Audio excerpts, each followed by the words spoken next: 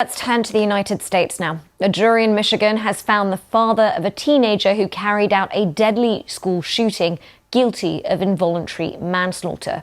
Now, James Crumbley was found to have partial responsibility for giving his son Ethan access to the gun he used to kill 4 people at the Oxford High School. Ethan has already been sentenced to life without parole. Now, with more, here's Nikki Schiller.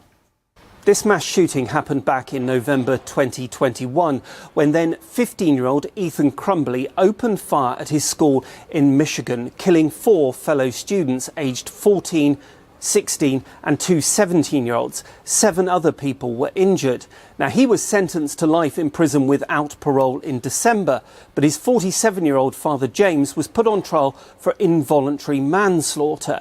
Now, the trial heard that he had ignored his son's mental health needs and bought him the gun that was used in the attack just days before the shooting. Now, his lawyers argued that he had no idea that his son was having a tough time or what he was planning.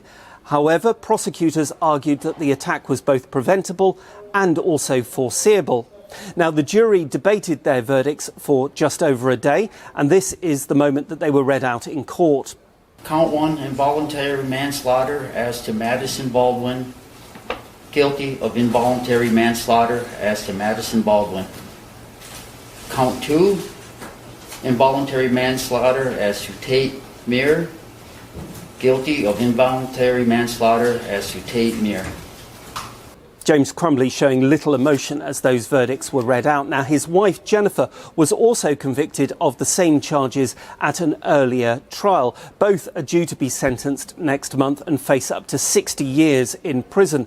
They are the first parents to be charged with manslaughter over a child's role in a shooting. Now, lawyers for the victims of the families say their children will never be brought back, but this does mark a moment of accountability.